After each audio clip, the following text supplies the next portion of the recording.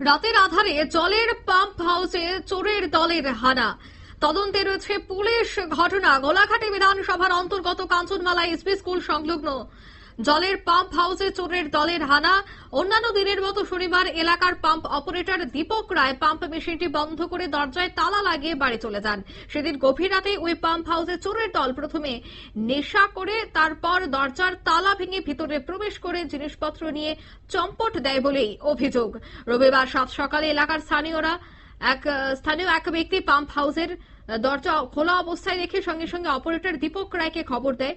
খবর পেয়ে অপারেটর দীপক রায় ঘটনাস্থলে দ্রুত ছুটে এসে দেখতে পায় পাম্প হাউসের দরজার তালা ভাঙা অবস্থায় এবং দরজা খোলা রয়েছে। দীপক রায় পাম্প হাউসের ভেতরে প্রবেশ করতেই দেখতে পায় মেশিনের মূল্যবান তার সহ জলের ফিল্টার করা দুটি মূল্যবান মেশিন উধাও।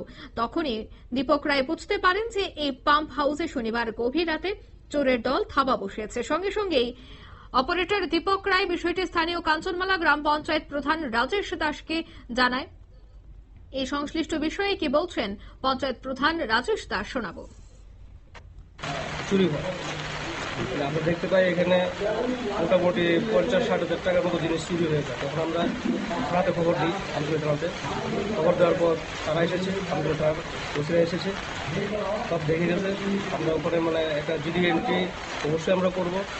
আর যে যারা এই কাজটা করেছে সমাজের চোখে তারা খুশি, আর তাদেরকে আমরা উচিত শিক্ষা যখন পায় আমরা থানার কাছে বা আমরা সবার কাছে যে একটা ওদেরকে ধরার জন্য বা ওদেরকে।